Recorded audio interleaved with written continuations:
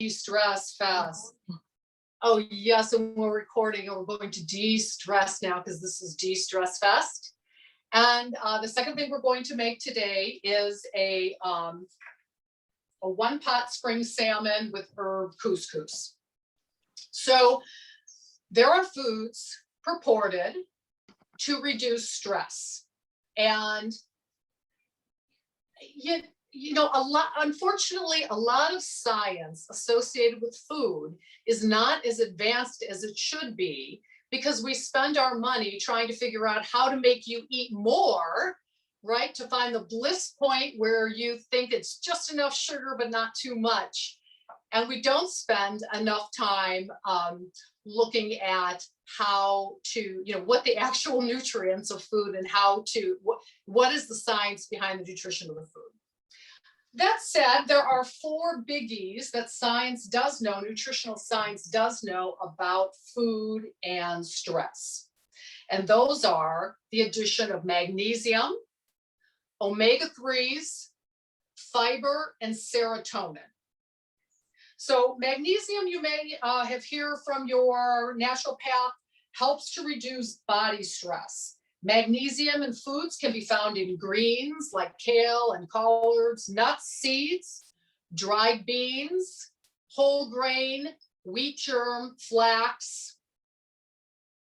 Omega-3 and serotonin are both foods that are known for emotional stress relief. So omega-3 being found a lot in fish, fatty fishes, but also in soybeans, chia seed, flax seed, walnuts.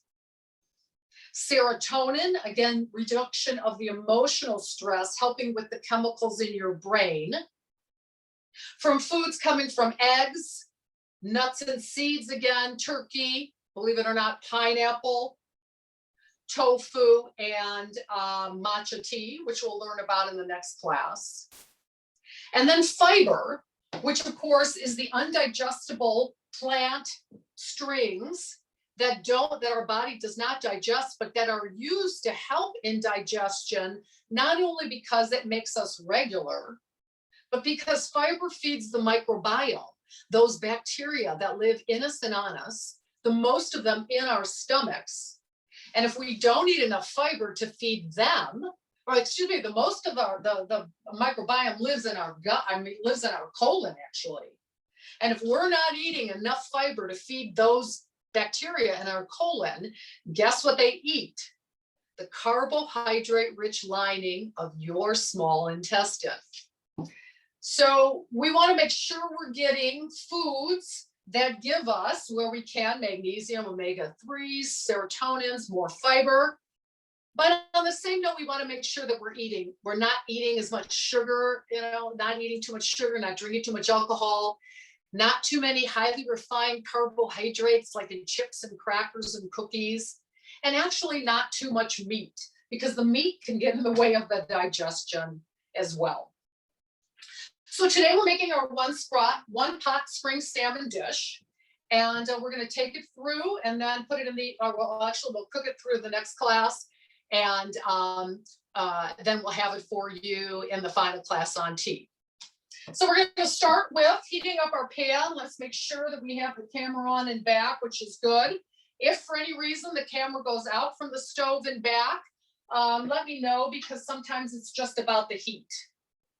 I'm going to use some salmon. I'll show it to you here. I'll just leave it in that on the camera, and of course it still has the skin on it. I'll just put it into my nonstick skillet, and I'm going to remove that skin just by heating it up the salmon very quickly, and then it will take off the skin automatically. It is a nice way to take away the skin.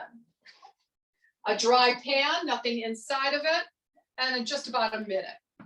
While that's going, let's look at a few of the other things that we're going to be using today in class.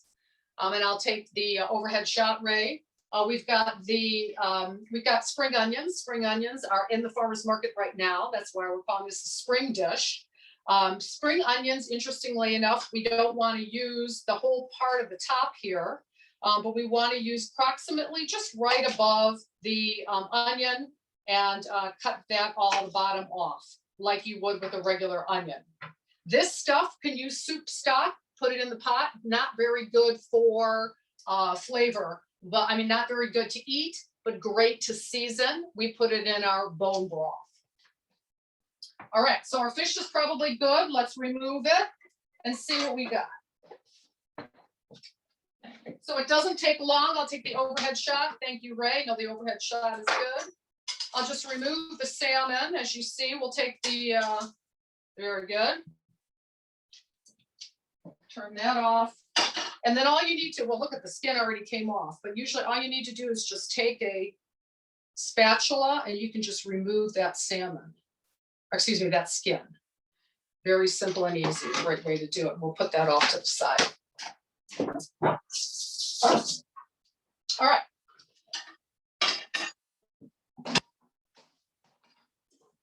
So next, besides our spring onion, which again, farmer's market, if you don't have a spring onion, you're more than welcome to substitute a regular onion. I would say probably half an onion because the onions these days are huge. Have you noticed all the produce is huge now? That's another story. And we're also going to use some spring garlic.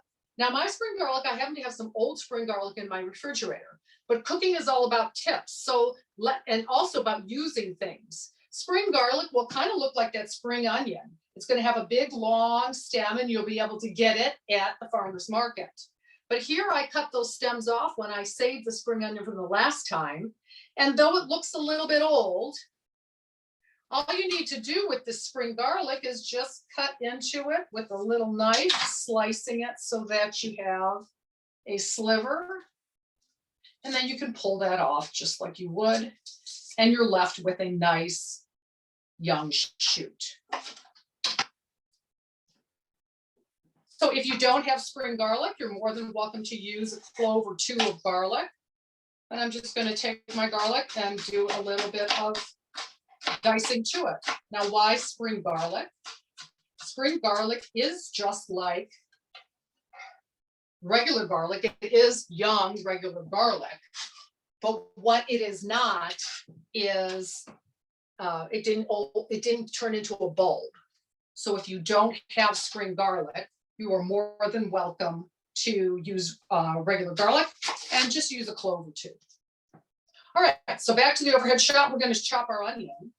Anybody who was in class with me before will probably remember how to do this. I hope that you've been doing it since you saw me. Again, the overhead shot, please. And in order to cut an onion, the best way to prevent it from crying, from us crying, is to put the onion, cut it in half, and then to slice into the onion horizontally, whether it be a regular onion or a spring onion, not all the way through, about 3/4 of the way through to keep something to hold it together and back. Then we'll cut down the opposite way, leaving us a checkerboard that we can then determine the size of our dice and cut straight down to achieve approximately the same size dice. When you get to the part you didn't dice, you can do that off to the side. And of course, the question is, why do we want something approximately the same size? So that it cooks at the same time. Let's do it again.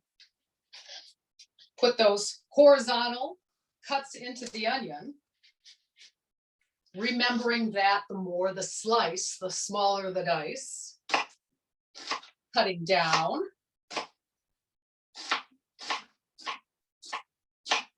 Choosing the size of my dice.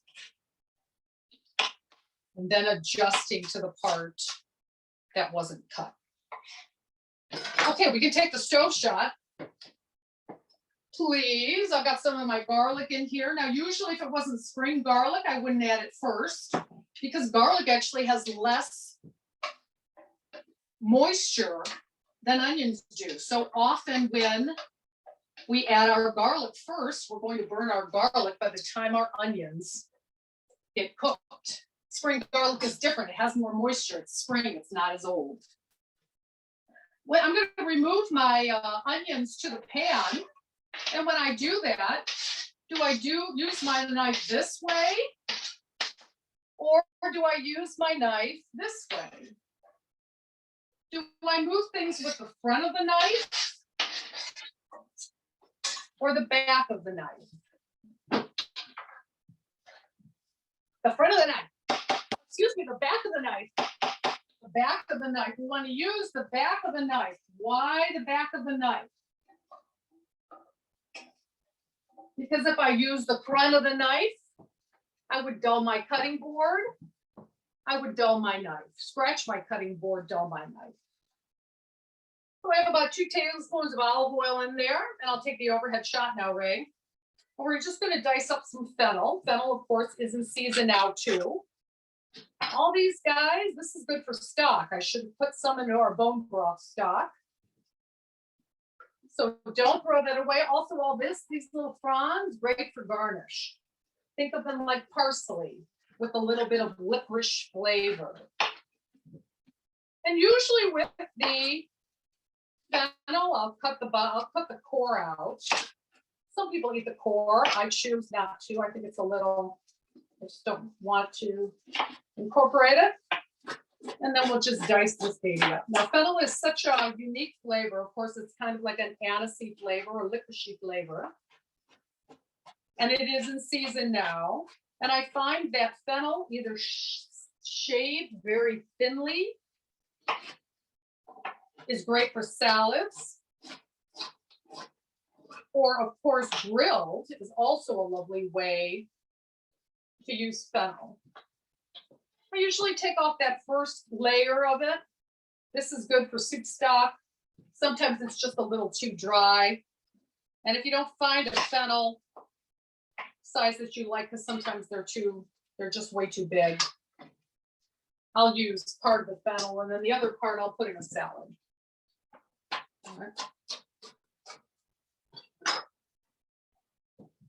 All right, let's look at our pan here. We've got some good caramelization happening. That's the brown stuff that you see on the pan. Caramelization is where carbohydrates in the vegetable brown and become sweet, and that's what we're looking for when we are sauteing. We want that brown stuff to occur, right? Because it's in the caramelization where the flavor is heightened in a vegetable. Vegetables have carbohydrates. Carbohydrates in our food don't have as much effect and flavor on our tongue as nitrogen does that meat has. So when we're cooking with vegetables, one of the things we really want to do is enhance and make those vegetables more interesting to taste. And that's through the process of caramelization.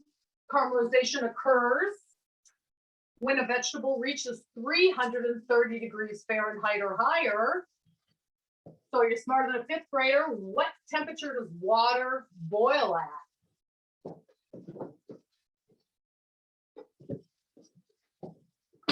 Water boils at 212 degrees Fahrenheit or 100 Celsius. Back to the crock pot class, but secrets come out at 330 Fahrenheit, 166-ish Celsius. I'll take the, actually, no, I'm going to keep it, give me the overhead shot, Ray. I'm going to remove some of the fond from the pan by doing the process of deglazing. So that's this brown stuff right here. Now, when I do that, I can use wine stock or many other liquids. And I'm going to do it off camera so that the steam doesn't make the camera go off. But you'll notice by deglazing that pan, all of a sudden that brown stuff is gone. Where did it go? Into the food. So that fond, F-O-N-D, brown stuff, caramelization is the way that we heighten the flavors of our food, definitely vegetables. And when we deglaze it by adding enough stock to pick that up and not so much that it drops our temperature down to boiling. We want to keep that temperature high. That's how we can pick that fond up and put it back in. All right, so we're going to let that continue to saute. And again, if you don't have fennel or you don't like it, maybe you've got spring peas or you don't like onions, this dish can be any vegetable that you have. You could saute whatever you have in your refrigerator to use up. And now we're going to add our grain. I have two kinds of grain for you today. I have this Israeli couscous. I'll take the overhead shot. Israeli couscous is a pasta. And it's a wonderful pearly pasta and just a nice thing. And it's so stress reducing. It's just so nice. I'll take the overhead shot, Ray, if you're there. And to the Israeli couscous, which I had just plain by itself, I got some stuff from Trader Joe's that I really like. It's Harvest Blend, and it has Israeli couscous in it, but it also has some quick cooking beans like red lentils that I'm going to top off this, and you can see the difference in what it adds, just a little bit of protein. And then also, if you want to add some whole grain to this dish, just add a little bit of quinoa. This is regular washed quinoa, and I'm going to also add that to my dish. And I'm going to take this 1 cup of grain. Ooh, I got some good fondant on that pan. I'll take the overhead shot. Or excuse me, I'll take the, yeah, very good, Ray. You keep it at that. I did do it in front of the camera. That's probably not the best thing. I'm going to add this grain into the dish. And I'm going to toast it. Let the heat toast that grain. Now, why would I toast my grain? Well, why do I toast? I toast it because I want to have that flavor, really that caramelization. I can get it from vegetables, but I can get it from grains as well. Because what else is a grain besides a carbohydrate? All right, back to my salmon. I've got some already made pesto. But remember, you can do, oh, I got a note here. Toasted couscous is so good. You are so right. So you can make your pesto. You can make it from, you can make it from carrot, the tops of carrots. You can make pesto from cilantro. You can make pesto from arugula or spinach or nettles. Make your own, or if you just want to relax, buy it. And then we're going to add that fish. I'll take the stove shot, please, Ray. I'm going to nestle that into my salmon, or excuse me, into my toasted couscous. I do have some fond there. I'm going to add a little bit of wine. I hope I don't lose my camera. And I'm going to nestle that fish in there. And then I'm going to add in some capers. I've got some Italian capers here. They're big capers. And I'm going to top that off with 1.5 cups of stock. So I've got 1 cup of our bone broth, and I'm going to dilute that with about 1/2 cup of water because the bone broth is really strong. And I'm just going to pour that in. You can use any kind of stock. A little bit of salt, a little bit of pepper. My burner is still on, and I'm going to cover this baby up, make sure that's well mixed. I'm going to put some foil on top of it because I don't have a, I lost my lid to this pan, so I kind of make it like that. And then that's going to come up to a boil, and it will cook for about 12 minutes.